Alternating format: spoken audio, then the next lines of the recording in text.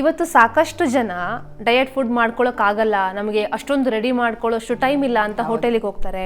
ಇನ್ನೂ ಕೆಲವ್ರು ಏನು ಮಾಡ್ತಾರೆ ಅಂತಂದರೆ, ಇವತ್ತೆಲ್ಲ ಪ್ಯಾಕೇಜಿಂಗ್ ಫುಡ್ ರೆಡಿ ಇರುತ್ತೆ, ಮಾಲ್ಟು ಏನೋ ನೀರಿಗೆ ಪೌಡ್ರ್ ಹಾಕ್ಕೊಂಡು ಕರಗಿಸಿ ಕುಡಿದ್ಬಿಟ್ರೆ ಆಯಿತು, ಈ ಥರ ಎಲ್ಲ ಮಾಡ್ತಾರೆ. ಏನು ಹೇಳ್ತೀರಾ? ಅಲ್ಲ, ಈಗ ಹಂಗಾಗೋಗಿದೆ. ಕೆಲಸನೂ ಮುಖ್ಯ, ಆರೋಗ್ಯನೂ ಮುಖ್ಯ ಅಂತಂದರೆ ಈ ಥರ ವೇಸ್ಟ್ನ ನಾವು ಇದು ಮಾಡ್ಕೋಬೇಕು. ನಾನು ಬೆಳಗ್ಗೆ ಹೊತ್ತೊಂದು ಮಾಲ್ಟ್ ಕುಡಿತೀನಿ.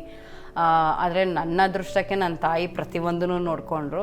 ನನ್ನ ಸ್ನೇಹಿತರೇ ಯಾರ್ಯಾರು ಈ ಥರ ಡಯಟ್ ಮಾಡ್ತಾರಲ್ಲ ಪಾಪ, ಅವ್ರು ನಿಜ ಒಂದೊಂದು ತರಕಾರಿನ ಅವರೇ ಹೆಚ್ಕೊಂಡು ಅವರೇ ಪ್ರಿಪೇರ್ ಮಾಡ್ಕೊತಾರೆ. ಇನ್ಫ್ಯಾಕ್ಟ್ ನನ್ನ ಟ್ರೈನರ್ ನವೀನ್ ಕುಮಾರ್ ಅಂತ, ಅವ್ರು ಬೈತಾರೆ, ನೀವು ಏನು ಮೇಡಮ್ ನಿಮ್ಮ ತಾಯಿ ಕೈಲಿ ಮಾಡಿಸ್ಕೊಳ್ತೀರಾ, ಅದಕ್ಕೆ ಈಸಿಯಾಗಿ ರಿಸಲ್ಟ್ ಸಿಗುತ್ತೆ, ನೀವು ಮಾಡಿ ನೋಡಿ ಅದ್ರ ಕಷ್ಟ ಏನು ಅಂತ ಗೊತ್ತಾಗುತ್ತೆ ಅಂತ. ಸೊ ಆ್ಯಕ್ಚುಲಿ ಅದನ್ನೇ ಮಾಡಬೇಕು. I am blessed, I got it.